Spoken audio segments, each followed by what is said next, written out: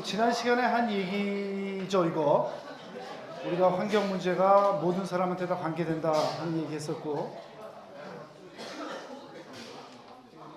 그 다음에 우리가 이 얘기 했었어요 여러분. 현대 환경 문제의 특징을 5가지를 얘기할 수 있다. 기억나시죠 여러분? 그래서 그 5가지로서 휴먼 파퓰레이션, 어반 월드, 서스테이너빌리티, 글로벌 퍼스펙티브, 밸류 앤 놀리지, 여기까지 했습니다 여러분. 이거 전체적으로 말씀드리고, 생각나시죠? 지난 시간에 그 인구 증가 문제, 인구 증가가 사실은 가장 핵심적인 문제예요 여러분. 사람이 우리가 이렇게 많이 안 산다면은 지금 느끼는 환경 문제 대부분 없어요. 여러분 환경 문제 없다고 생각하셔도 될 정도인데, 사실은 인구가 늘었기 때문에 우리가 지금 느끼는 환경 문제라는 게 다 있다는 겁니다.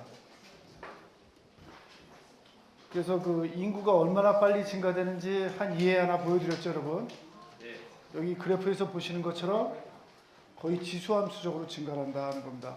이게 이분이 언제 태어난 분이라고요? 1800년대 후반부에 미국에서 태어난 분인데, 만약에 지금쯤 어떤 사람이 이런 식으로 애를 낳기 시작한다면은 이거보다 훨씬 더 급격하게 늘어날 수도 있어요 여러분.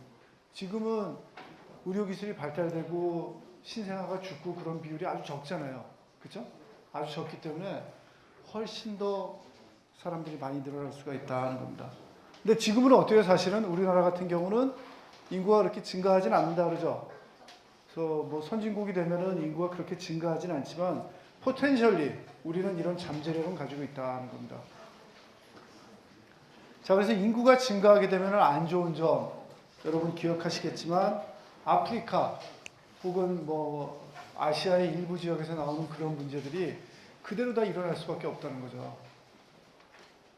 여기서 어제도 말씀드렸던, 지난 시간에도 말씀드렸던 악순환, 그렇죠?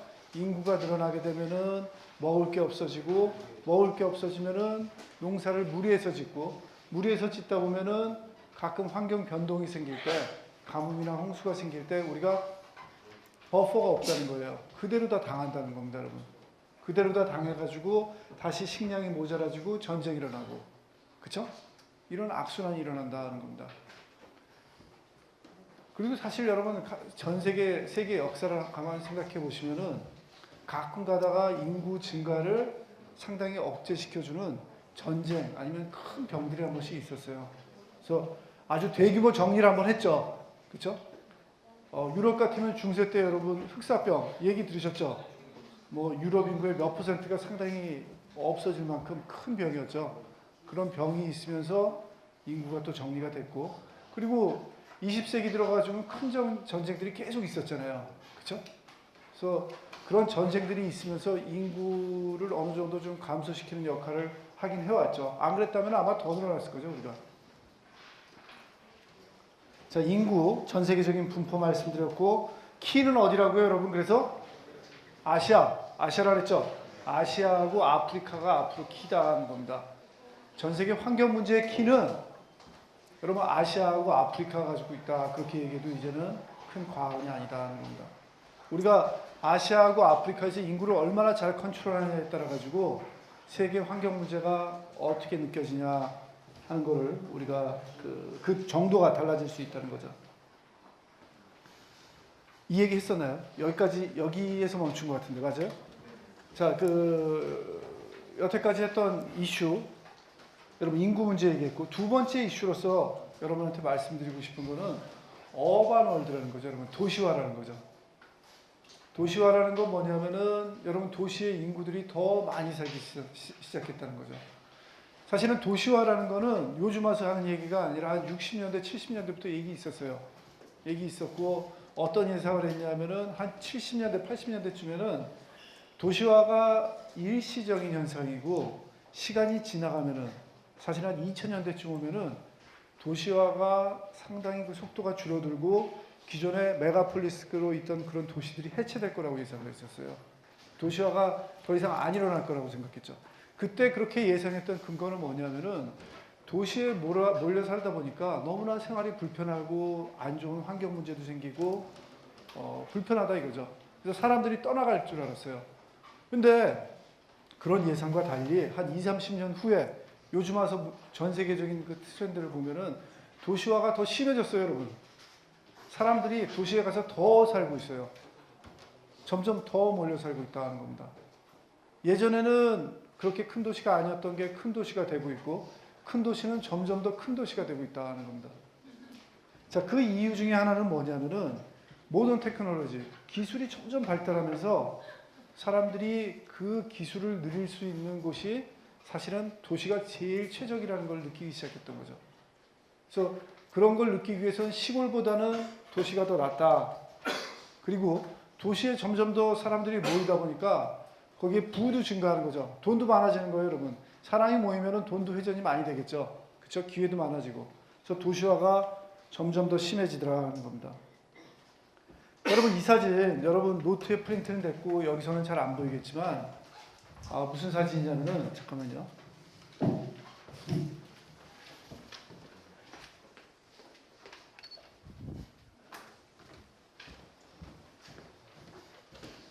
여러분, 우리나라는 아니고 남미의 어느 도시예요. 제가 그 출처를 지금 정확히 모르겠는데, 여러분 이게 지금 뭐냐면 집들이에요.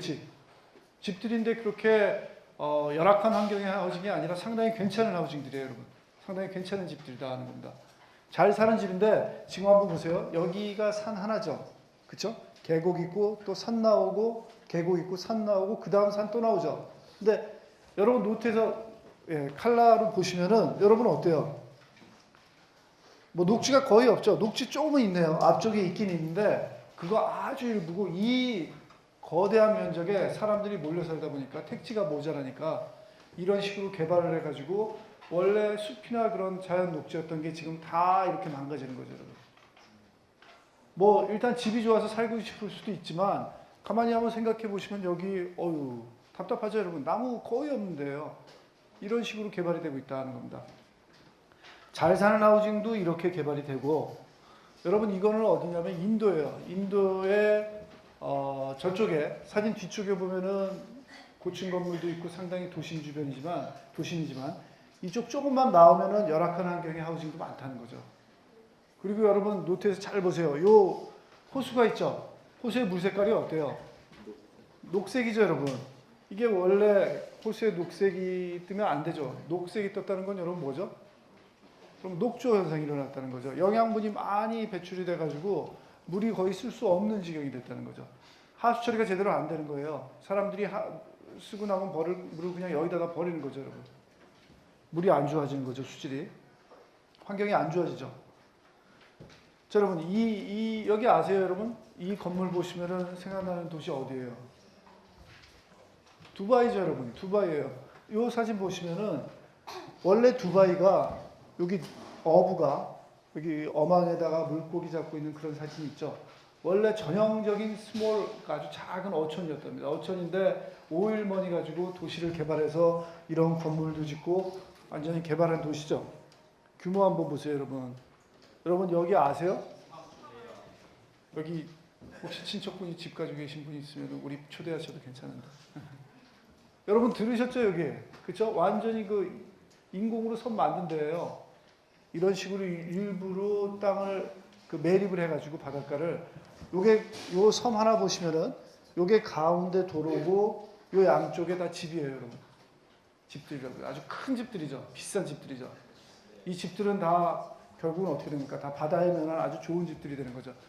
이런 식으로 아주 개발을 해가지고 전 세계 부자들 다 모으고 있고, 여러분 이거는 그 두바이의 중심 가 중에 하나래요. 보시면은 건물 있고 도로가 있는데 한번 규모만 한번 보세요. 이 도로 한번 보세요. 편도 4차선이에요, 지금. 중앙도로가 편도 4차선이고 양쪽에 지금 뭐 이게 진입로가 들어와서 모이면 한 5차선, 6차선 되는 것 같아요. 편도가. 그 다음에 사이에 녹지 있죠. 녹지 있고 그 다음에 서비스 도로가 또 있어요. 한 2차선 정도. 그리고 양쪽에 건물이 이렇게 있는 겁니다, 여러분. 어마어마한 크기의 도로죠. 그렇죠? 그리고 그 크기 옆에 있는 건물들 생각하시면은 건물도 규모가 상당히 크다는 거 여러분 보여지시죠? 그리고 건물도 상당히 괜찮고 아주 화려한 도시죠, 여러분. 이러한 도시가 사실은 뭐 두바이뿐만 아니라 전 세계 모든 사람들 다 끌어모으고 있잖아요, 지금. 요즘은 약간 분위기가 죽긴 죽었지만 몇 년 전까지만 해도. 그리고 여기 사는 사람들 여러분, 이 귀족들 뭐 폴로 경기를 구경하는지 좀 있어 보이죠? 그렇죠? 주로 이런 왕족들이죠, 여러분. 이런 사람들 아주 잘 사는 지역이 있는 반면에 이 도시, 아까 그 아주 엄청나게 화려한 그 도시를 서포트하는 사람들은 그 사람들뿐만 아니라 돈이 실제로 있는 그 왕족들하고 폴로 경기를 즐기는 돈 있는 사람들뿐만 아니라 실제로 노동자들이 있다는 거죠, 여러분. 도시가 여러분 일 안 하고 돈만 쓰는 사람만 있어도 돌아가요? 아니죠. 그렇죠? 다양한 계층의 레이버러가 있어야 도시가 돌아갈 거 아니에요. 근데 실제로 두바이의 경우에는 하층 레이버는 누가 하냐면은 원래 그 주민들은 안 해요, 여러분. 그 사람들은 안 하고 다 이민운, 그러니까 이민이라기보다는 일시적으로 수입한 그 노동자들이 한다 이거죠, 여러분. 주로 아프리카나 인도나 거기서 그 사람들이 와가지고 그런 역할들을 해준다 하는 겁니다. 근데 그 사람들은 그 두바이에 뭘 살아요, 여러분? 두바이에는 그 사람들을 위한 하우징이 없어요. 아까 보셨던 그런 멋진 그 팜트리 형상의 그런 하우징이나 그 대형 건물에는 이 사람들을 위한 콘도는 없어요, 여러분. 이 사람들은 어떻게 하냐면은 배를 타고 출퇴근하는 거죠. 이런 식으로 아침에 출근하고 저녁 때 퇴근하고 이 사람들이 모여 사는 지역이랍니다, 여러분.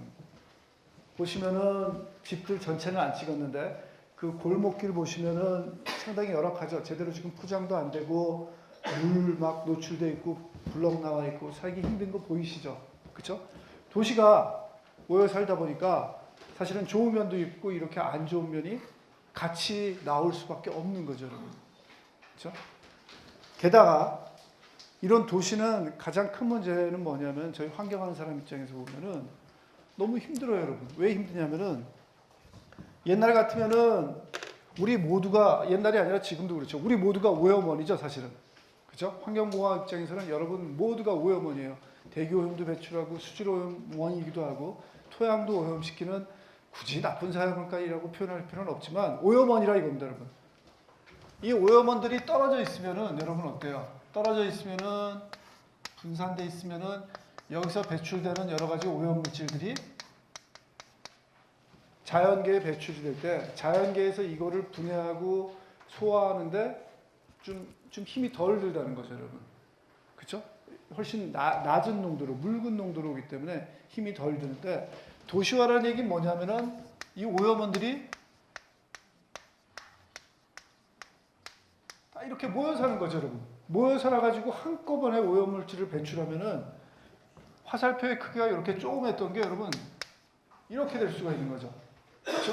게다가 지금 도시에서 이 모든 특히 물 생각해 보시면은 더러운 물을 버리는 시스템이 어떻습니까, 여러분? 여러분 집에서 아니면은 우리 학교에서 손 씻은 물 거기 어디 갈 것 같아요, 그 물이? 하수도로 가죠, 여러분. 하수도로 가면은 그 하수도 다 모아가지고 결국은 또 어디로 가요? 여러분 우리 학교가 제가 말씀드렸죠. 최초의 정수장도 있고 최초의 무슨 처리장도 있다고요? 하수 처리장이 있다 그랬죠. 하수 처리장으로 가는 거예요, 여러분. 하수 처리장 가서 거기서 처리한 다음에 거기서 방류를 하는 거죠, 여러분. 그렇죠? 거기서 강에다 버리든지 땅 속에다 버리든지 아니면은 뭐 못된 애들 모아다가 그냥 먹이든지 하여튼 버리는 거죠, 여러분. 어떻게든지 버린다 이겁니다, 여러분. 근데 그렇게 한꺼번에 버리니까 이게 자연계의 로드가 아주 커지는 거죠, 여러분. 아주 그 소화하기가 힘들어진다는 겁니다. 그래서 물만 이렇습니까? 특히 대기오염 어떻습니까, 여러분? 대기오염은 특히 더하죠. 이렇게 떨어져 살면은 다들 차를 뭐 한 대여섯 대 가지고 있더라도 시골에 산다면은 대기오염은 별로 못 느낄 거예요. 나오는 배기가스가 금방금방 나가버릴 테니까 희석이 돼버릴 텐데 도시에 이렇게 우리가 똘똘 뭉쳐 사니까 대기오염이 아주 차가 많아지니까 단위 면적의 차가 많아지니까 그 효과를 금방 느끼게 되는 거죠. 도시화는 환경하는 사람한테는 환경 입장에서 보면은 아주 크게 힘든 그런 난제가 되는 거죠. 자, 이런 특징이 우리한테 또 있고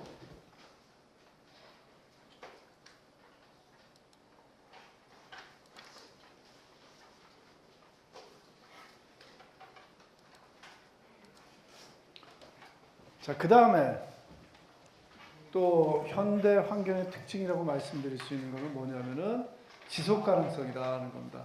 지속 가능성이라는 얘기는 최승기군은 들었어요, 그렇죠?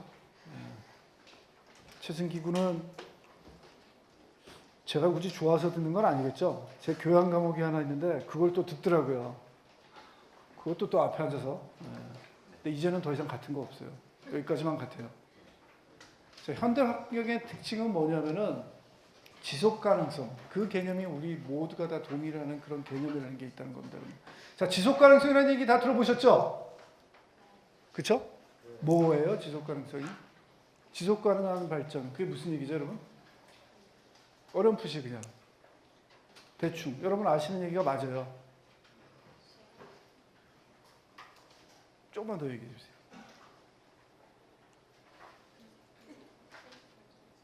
그렇죠. 계속되는 거. 우리가 하여튼 이렇게 좀 우리의 생활, 발전, 뭐 개발 이런 게 계속될 수 있었으면 한다는 거죠, 여러분. 그러니까 지속 가능성에 가장 반대되는 개념이 뭐냐면은 뭐예요, 여러분? 우리 석유 얘기 많이 하죠. 석유를 우리가 있는 대로 다 캐서 쓰다 보면은 석유가 결국은 고갈될 거라는 거죠. 그렇다 보면은 우리는 잘 쓰는데 우리 후손들은 석유를 못 쓰고 연료를 뭘 해야 될지 뭘 모르고 상당히 힘들어질 수 있다는 거죠, 여러분.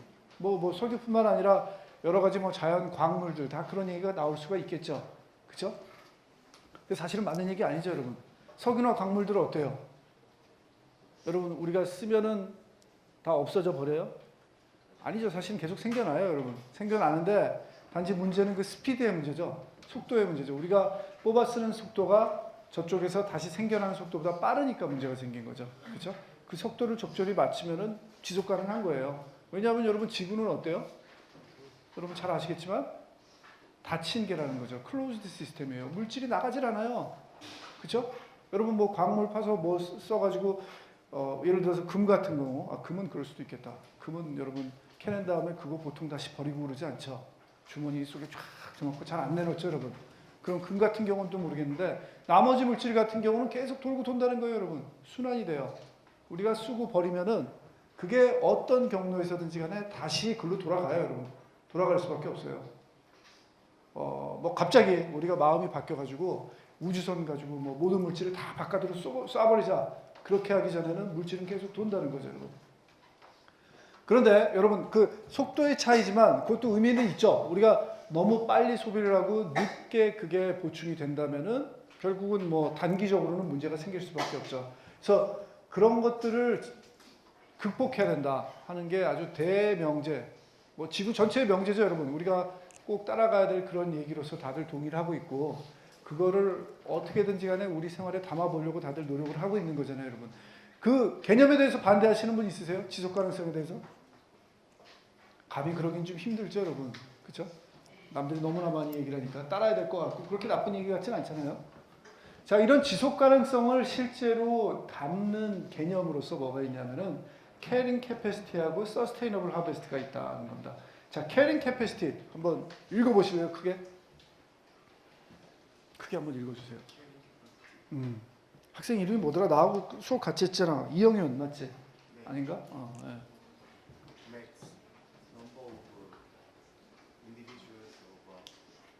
더 크게 해도 돼요. 네. 영어를 잘 못해서. 그래도 생각나는 대로 읽으세요. Can be sustained by an environment without decreasing the capacity of the environment to sustain that same amount in the future. 자, 그러니까 여러분 예를 들어서 이런 개념이라고 생각해 봅시다. 석유 한번 생각해 봅시다. 개념을 우리가 지금 석유를 어디라고 생각할까? 전 지구에서 하루에 뭐 제가 얘기하는 숫자가 영 말이 안 될 겁니다, 여러분. 그래도 이해해 주세요. 예를 들어서 10드럼, 한 10드럼만 우리가 하루에 깨낸다고 생각해 보세요. 그렇죠? 근데 10드럼보다 조금 더 우리가 생산해내면은 석유를, 원유를, 그러면은 매장량이 줄어들 수밖에 없어요. 그러니까 무슨 얘기냐면은 하루에 10드럼씩 석유가 땅 속에서 생성이 되고 있는 거죠. 생성이 되고 있는 거고, 우리가 매장량을 그대로 유지하려면은 10드럼이 생성이 된다면 땅 속에서 우리는 10드럼만큼 우리가 그 기름으로서 캐내야 그 똑같은 양이 유지가 될 거 아니에요. 만약에 11드럼, 12드럼을 우리가 캐낸다면은 저쪽에서 생겨나는 석유보다 우리가 사용하는 석유가 더 많기 때문에 궁극적으로는 줄어들 수밖에 없겠죠. 그렇죠? 그러지 않고 10드럼이 땅속에서 아주 자연적으로 석유가 만들어지는데 10드럼을 생산하는 게 아니라 우리가 계속 쓰는 게 아니라 한 5드럼만 우리가 계속 쓴다고 한번 생각해 보세요. 그러면 어떻게 될까요? 석유 매장량이 시간이 가면 갈수록 늘어나겠죠. 늘어난다는 겁니다. 근데 석유가 우리한테 필요한 자원이기 때문에 10드럼이 자연적으로 생산되는데 굳이 5드럼 생산할 이유는 없겠죠, 여러분. 그렇죠? 뭐 엄청나게 후손들을 사랑해가지고 나는 뭔가를 꼭 남겨줘야 되겠다. 뭐 그거보다는 일단 석유라는 게 되게 필요한 자원이기 때문에 가능한 한 많이 생산하고자 하는 게 우리의 의도잖아요, 여러분. 그래서 아마 10드럼을 생산을 할 거다 하는 겁니다. 근데 10드럼 가지고 여러분 인구가 몇 명이나 살겠냐 하는 겁니다, 지구에. 예를 들어서 한 100명 산다고 합시다. 하루에 10드럼이 생산된다면은 100명이 그 10드럼 가지고 살아나갈 수 있다면은 지구의 석유가 사실은 지구에서 사람들을 데리고 올 수 있는 그 숫자는 여러분 몇 명이라는 거예요? 10명이라는 거죠. 100명이라 했죠. 100명이라는 거죠. 10드럼 가지고 100명이니까 maximum number of 그 individual species니까 여러분 100명을 별 문제 없이 그게 유지시킬 수 있다는 거죠. 그게 바로 carrying capacity다 하는 겁니다. 아시겠어요? 자, 그 다음에 sustainable harvest라는 건 뭐냐면은 자, 10드럼이 자연적으로 생산이 됐을 때 10드럼을 우리가 계속 사용을 한다면 여러분 어떻게 돼요? 매장량이 그대로 유지가 된다 그랬죠? 그렇죠? 이때 그 10드럼이라는 게 바로 sustainable harvest다 하는 겁니다. 학생이 얘기한 계속되는 생산, 계속되는 발전이 유지될 수 있는 그 기름의 양이 10드럼인 거죠. 그렇죠? 그 10드럼을 사용해서 살 수 있는 사람의 수, 100명은 바로 뭐가 됐냐면은 carrying capacity라는 겁니다. 그렇죠? 그럼 문제 심플하네요, 여러분. carrying capacity하고 sustainable harvest를 뭐 어떻게 해서든지 수학적 공식을 만들든지 아니면은 뭐 직접 가서 뭐 숫자를 뭐 체크해서 잰다든지 그것만 재면은 우리가 모두 동의하는 sustainability, 지속 가능한 발전을 이룰 수 있겠네요, 여러분. 그렇죠? 맞죠, 여러분? carrying capacity하고 sustainable harvest만 알면 되는 거 아니에요. 그러면은 우리가 하고자 하는 계속되는 발전을 할 수 있다는 거죠, 여러분. 그런데 문제는 뭐냐면은 여기 제일 밑에 나왔지만 very hard to measure다. 아주 이런 것들을 측정하기가 아주 힘들다는 거죠. 개념적으로는 분명히 있어요. carrying capacity, sustainable harvest 있지만 그거를 재기가 너무나 힘들다는 거죠. 예를 보시면 여러분이 이 사진 한번 보세요. 여러분 이 사진 보시면 이거 뭐예요? 뭐 같아요? 여러분 노트에 보시면 여러분 노트 없구나. 있구나. 없구나. 여러분 이거 뭐 같아요? 물, 빨간, 그쵸? 물고기 같죠? 육포를 굳이 뭐 물가에 와서 말리진 않겠죠, 여러분? 그쵸? 빨간 생선 같은데 이거 무슨 생선 같아요, 여러분? 연어입니다, 여러분. 연어. 연어 싫어하시는 분 있으세요? 연어 싫어해요? 그쵸? 뭐 굳이 싫어하진 않죠, 여러분. 뭐 있으면 먹죠. 그리고 상당히 괜찮죠, 여러분. 연어 이렇게 회 떠도 맛있고, 여러분. 연어 스테이크 같은 거 해서 드셔보신 적 있으세요? 그것도 상당히 괜찮죠. 두껍게 이걸 착 구워 드셔도 괜찮다 하는 겁니다. 괜찮아요, 여러분. 자, 이 연어가 맛있죠. 사람들이 많이 잡아먹고 우리나라도 연어 소비가 많고 우리나라 연어는 주로 수입해 오더라고요. 우리나라도 일부 뭐 잡히긴 하지만 저쪽 뭐 노르웨이 그쪽에서 수입하는 연어들이 많더라고요. 그래서 전 세계적으로 연어가 잡히는 데는 연어를 잡으려고 되게 노력을 해요, 여러분. 근데 연어는 여러분 어떤 특징이 있죠? 물고기가? 죽죠. 그렇죠, 여러분. 안 죽는 줄 알았어요. 아니, 농담이에요. 죽어요. 맞아요. 어디서 죽어요? 무슨 얘기하려고 그렇게 했는지 알아요. 어디서 죽어요? 그 얘기 때문에 하신 거잖아요. 맞죠? 네. 어디서 죽어요? 강 올라가다 죽어요. 맞아요. 강 올라가다 죽어요. 원래 대부분의 일생을 어디서 산다고요, 연어가? 바다에 살아요, 여러분. 연어는 방금 학생이 얘기한 대로 알은 강 쪽에 올라와서 암놈이 나면은 그 다음에 그 작은 물고기들이 곧장 바다로 내려가요.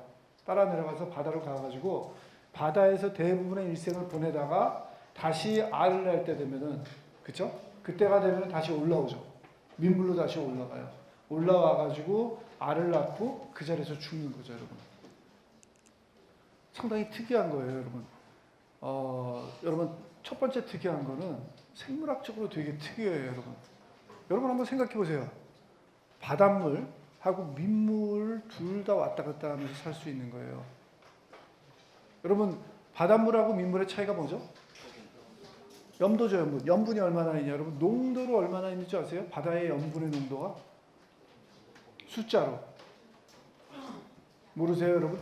학생 롯데 아이시스 가져왔는데 그 병 한번 줘보세요. 자, 여러분 여기 롯데 아이시스의 든 물이 바닷물입니까, 민물입니까? 민물이죠. 민물에는 여러분 원래는 원칙적으로 H2O 물만 있어야 되지만 그렇지 않다는 거 여러분 다 아시죠? 그렇죠? 그렇게 순수한 물은 없어요. 만들기 힘들어요. 보통 이런 물들을 보시면은 약간의 용질이 다 녹아 있죠.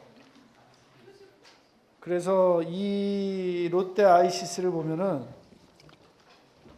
특이하네요. 안 적어놨네요. 여러분 잠깐만요.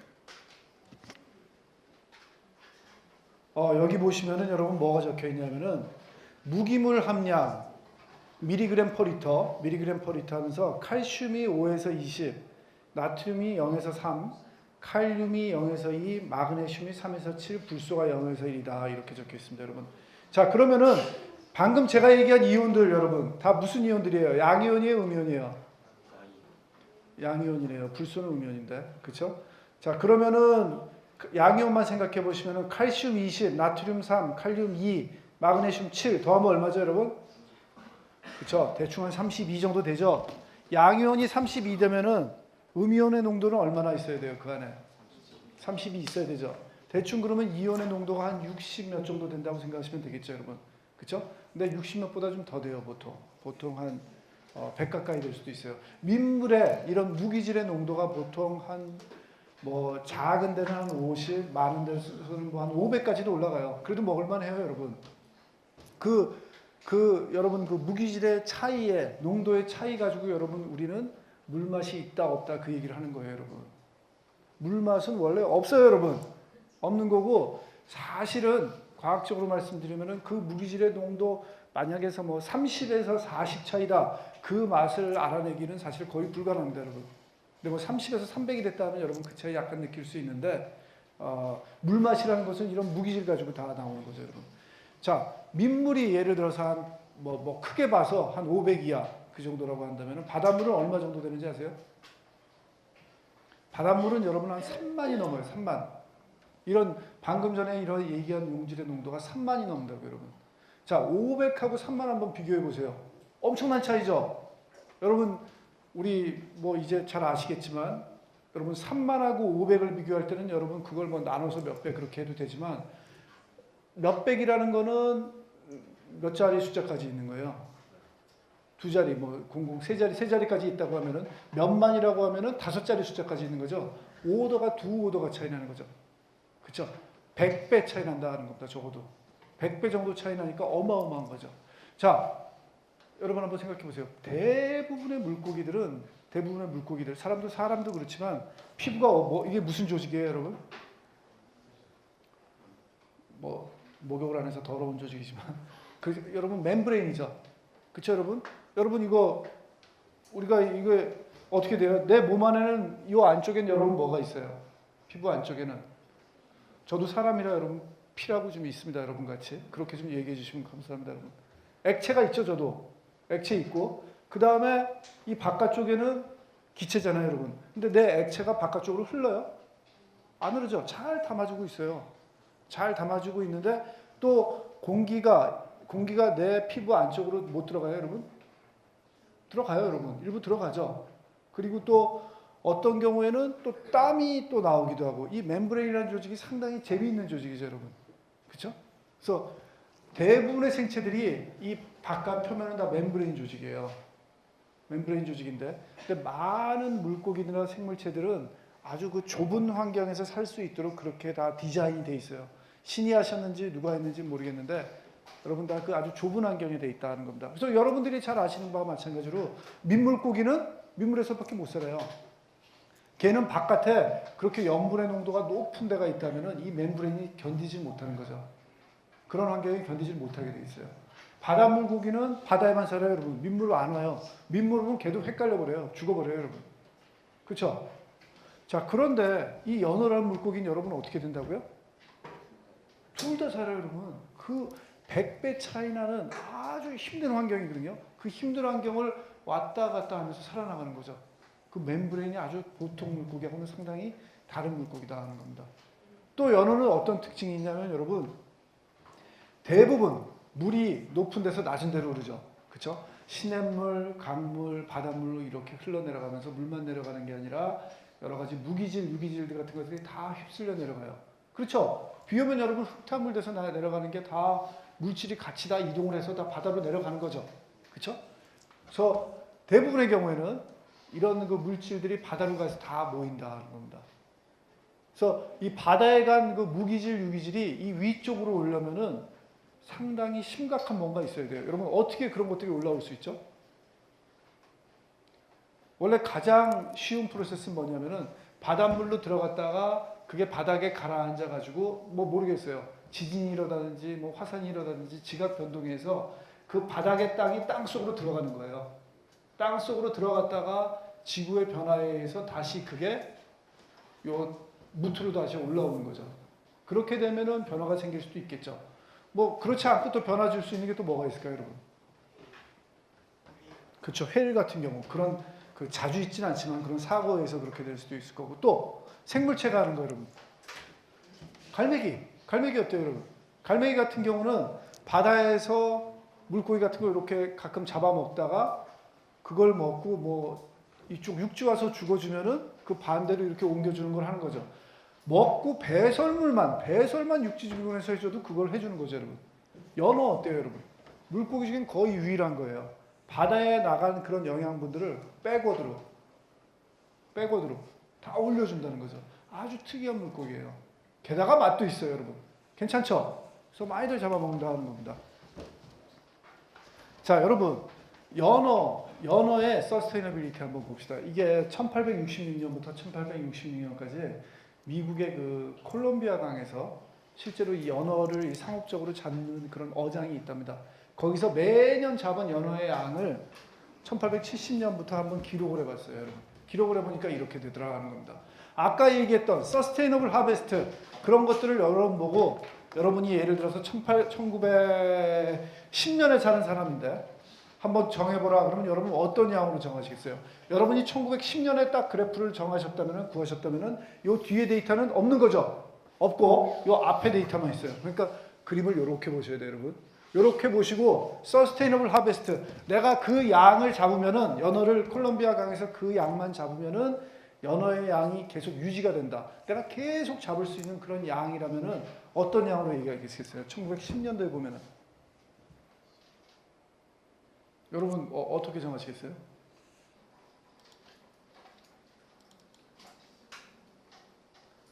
또 현대 환경의 특징은 뭐가 있냐면은 글로벌 퍼스펙티브다. 무슨 얘기냐면은 이 전까지만 해도 여러분 우리가 환경 문제를 되게 로컬하게 봤어요. 무슨 얘기냐면 내가 내 주위에서 더러움을 버리고 내가 서울시에서 차 많이 타고 다니면은 이건 서울시의 문제지 이게 뭐 뉴욕시까지 간다고 생각 안 했어요, 여러분. 뭐 부산도 생각 안 했죠, 여러분. 서울에서 차 많이 타고 다니면 서울만 환경이 안 좋은 거지 뭐 이게 어떻게 된다고 생각을 안 했다는 겁니다. 그런데 요즘 와서 보니까 아니라는 거죠. 로컬한 이런 액션들이 모여가지고 실제로 글로벌하게 변화를 일으키는 게 인식이 되기 시작했어요. 대표적인 게 여러분 오존층 파괴하고 온실가스 축적이다 하는 거예요. 여러분 오존층 파괴 얘기는 들으셨죠? 뭐 어떻게 되는 건지도 아시죠, 여러분?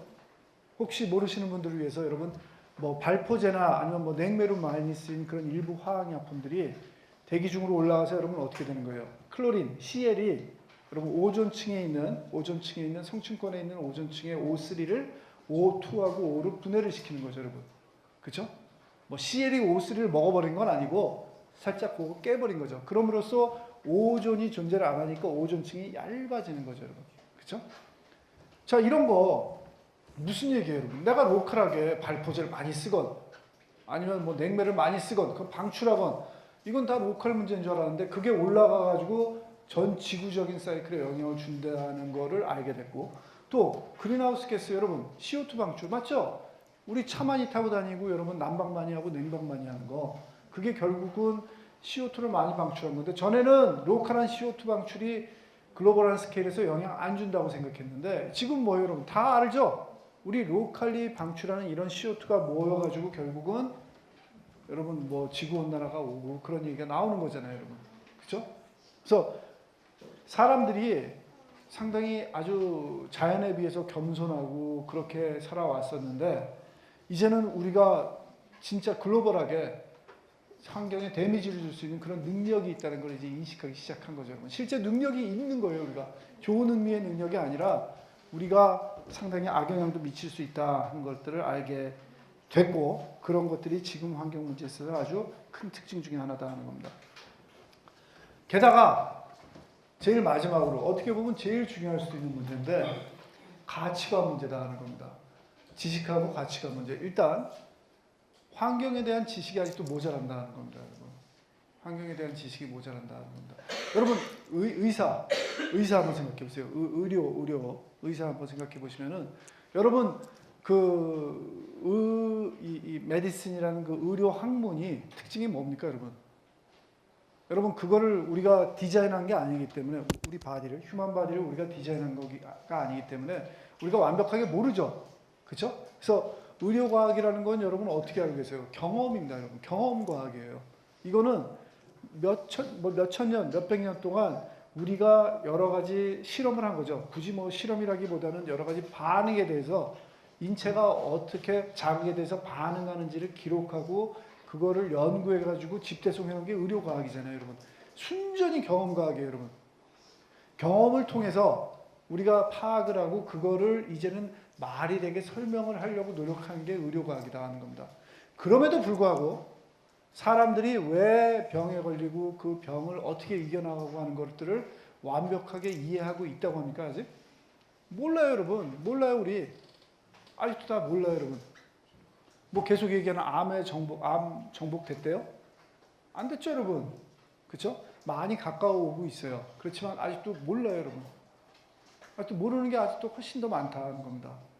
자, 심지어는 지구 전체의 환경에 물론 우리 자신들은 상당히 우리가 우주종이고 아주 대표적인 스피시즈라고 생각하는 종이라고 생각하는 휴먼의 개체 그 하나의 바디도 다 이해를 못하는데 우리만 있는 게 아니잖아요, 여러분. 생태계에는 여러분도 있고 개도 있고 고양이도 있고 비둘기도 있고 개미도 있고 그렇죠, 여러분. 똥파리도 있고 다들 있잖아요. 식물도 있고 하나의 개체도 모르는데 다른 종들도 당연히 다 모르죠, 여러분. 우리 다 몰라요. 그런데 그 종들의 단순한 집합체뿐만이 아니라 게다가 무생물체인 기상, 물의 순환 이런 것까지 다 곁들여진 환경을 당연히 모르겠죠, 여러분. 모른다는 겁니다. 그래서 환경이 의료과학보다 더 힘든 거예요, 어떻게 보면은. 그래서 지식이 더 필요하고 그래야 우리가 실질적인 문제를 해결할 수가 있고 그 다음에 또 되게 힘든 점은 뭐냐면은 가치관이 다르다는 겁니다, 여러분. 여러분 가치관이 뭐예요? 이런 얘기 물어보면 제일 황당하죠. 학생은 무슨 가치관으로 인생을 살고 있어요?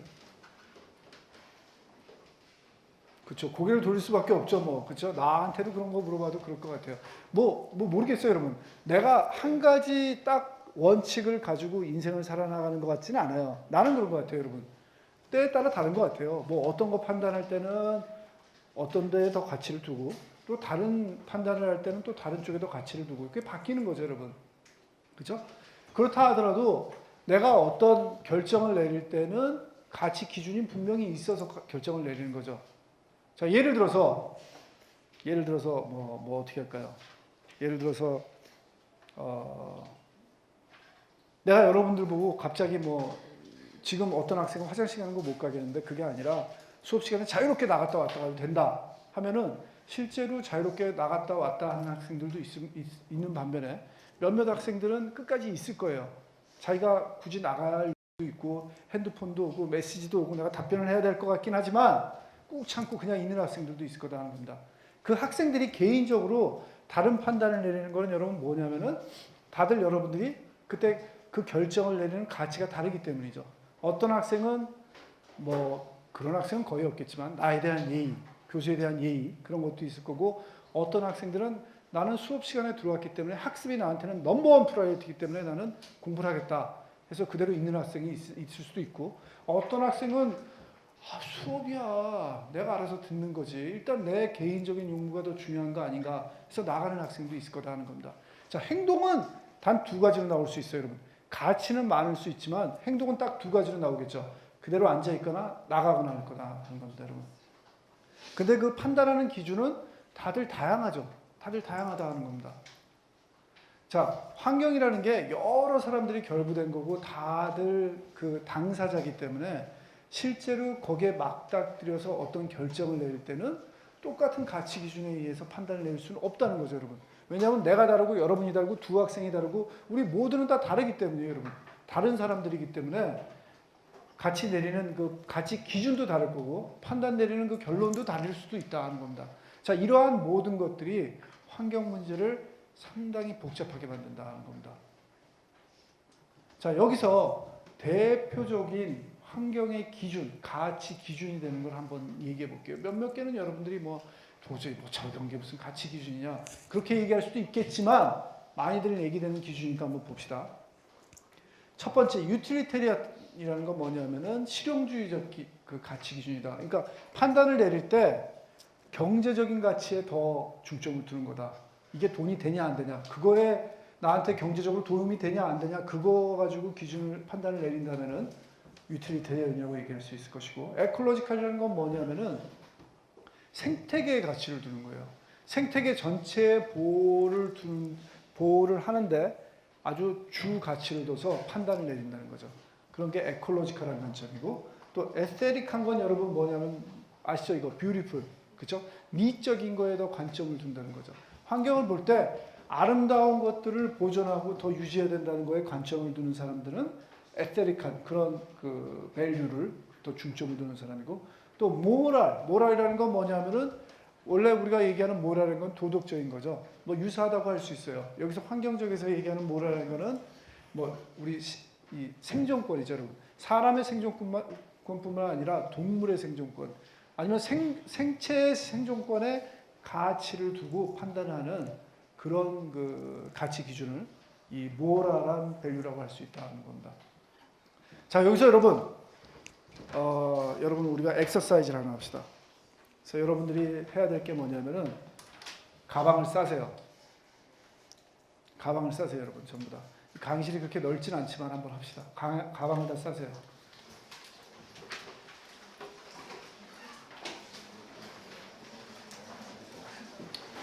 가방을 심각하게 싸실 필요 없고 일단 다 집어넣으세요. 가방에 이동이 가능하도록.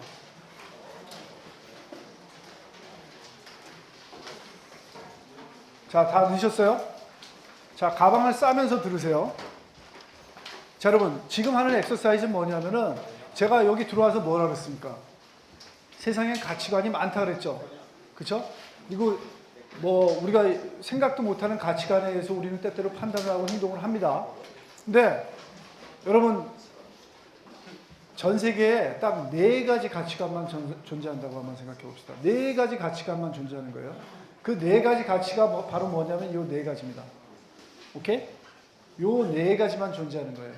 그래서 여러분들이 지금부터 하셔야 될 건 뭐냐면은 제가 어떤 문제를 하나 드릴게요.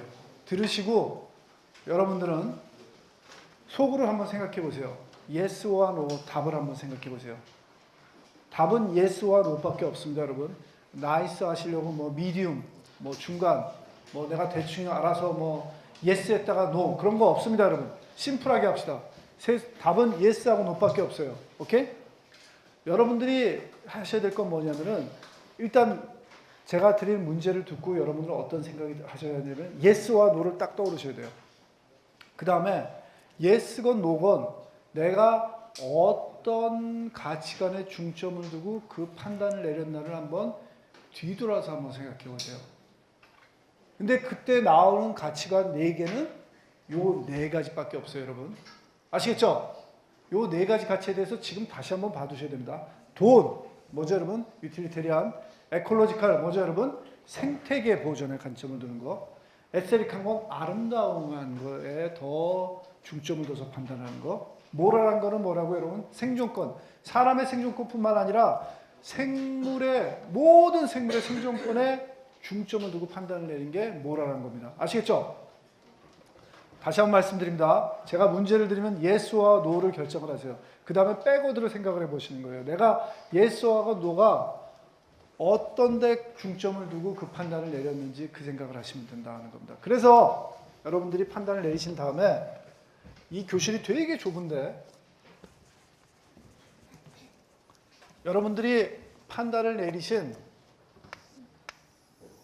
여기가 제가 있습니다. 칠판입니다. 칠판이 있고 여러분들이 만약에 그 판단을 내리실 때 유틸리테리언한 관점에서 판단을 내리셨다면 이쪽 코너로 오시고 에콜로지컬한 쪽으로 하셨다면 이쪽으로 가시고 에세릭한 대로 판단하셨다면 이쪽으로 가시고 모랄한 쪽으로 판단을 내리셨다면 저쪽 코너로 가시는 겁니다. 아시겠죠? 자, 여러분 문제 드릴게요. 문제 드릴게요, 여러분. 문제를 들으시고 웃으셔야죠. 네. 문제를 들으세요, 일단. 여러분, 제주도 가보셨어요? 제주도 요즘 뭐 수학여행들 많이 가대. 제주도 여러분 서귀포 있는 거 아시죠? 서귀포라고 남달의 시가 있죠. 서귀포 앞쪽에 가면 여러분 섬들이 조그만 게 여러 개 있어요. 그 무인도 하나 있다고 한번 생각해 보세요. 무인도 여러 개 있어요, 실제로. 그 무인도가 있어요, 하나. 뭐 이름은 모르겠어요. 그 무인도가 있는데 일제시대 때 먹고 살기 힘드니까 그 섬에다가 염소를 풀어다가 사람들이 키웠어요. 염소를 키웠다가 뭐 배고파지면은 먹을 게 영 없어지면은 배 타고 가가지고 염소 몇 마리 잡아다가 먹을 생각으로, 그죠? 그렇게 키웠어요, 여러분. 염소를 키웠어요. 그래서 잘 크고 뭐 몇십 년 동안 잘 먹고 그렇게 살아왔는데 최근에 와서 알았어요, 여러분. 그 섬에 멸종위기에 처한 식물이 하나 있대요. 전 세계 어디 가도 없대요, 여러분. 딱 그 섬에만 있대요. 그 섬에만 있고 계속 염소를 이렇게 방목하면은 1, 2년 내에 그 멸종위기에 처한 식물은 분명히 멸종이 될 거예요, 여러분. 그 멸종위기에 처한 식물을 구할 수 있는 유일한 방법은 배 타고 들어가서 가지고 염소를, 다른 방법도 아닙니다, 여러분. 다 총 쏴서 죽이는 수밖에 없어요. 타협하지 마세요. 염소를 뭐 데리고 나와서 다시 키운다, 뭐 그런 거 여러분한테 듣고 싶지 않습니다, 여러분. 여러분들은 죽이시겠습니까? 안 죽이시겠습니까? 타협은 생각하지 마세요, 여러분. 예스와 노만 하시고 예스하고 노 여러분들이 개인적으로 결정을 하셨을 때 여러분들이 이 네 가지 기준 중에 어떤 기준에 의해서 그 판단을 내리셨는지에 따라 가지고 옮기시면 됩니다. 이 문제가 여러분들이 10분이 걸리는 문제도 아니죠. 이미 다 생각나셨잖아요. 뭐 하세요? 빨리 움직이세요, 여러분. 자, 여러분 다시 한번 말씀드리지만 여러분들한테 굳이 가방을 사서 옮기라고 한 이유가 뭐냐면은 가치관이 사실은 이 네 가지만 있는 게 아니죠. 제가 처음에 말씀드렸지만 훨씬 더 많습니다. 훨씬 더 많은데 우리가 같은 가치관에서 판단을 내렸다 해도 예스하고 노가 다른 거 보셨죠? 같은 그룹 내에서 다르다 이겁니다, 여러분. 게다가 또 예스하고 노가 여기 예스가 여기 예스일 수도 있다는 겁니다. 아예 다른 사람인데도 같은 판단을 내려가지고 같은 행동을 할 수도 있어요, 여러분. 환경 문제가 이렇게 복잡해지는 거예요. 가치관이, 기준이 점점 더 많아지고 사람이 많이 결부될수록 문제가 더 복잡해져가지고 점점 더 해결하기 힘들어지는 거죠. 옛날에는 심플했어요. 나쁜 사람, 좋은 사람. 이렇게 심플했는데 더 이상 그런 문제가 아니라는 거죠, 여러분. 괜찮습니까? 여기까지 한 걸로 하고 수요일 날은 요 다음부터 넘어갈게요. 노트 다 올렸습니다, 여러분. 이제 프린트해 오시고 출석 이거 안 되는 거 전 잘 모르겠어요, 여러분. 가사무실에 알아서 해결하세요. 오케이? 예.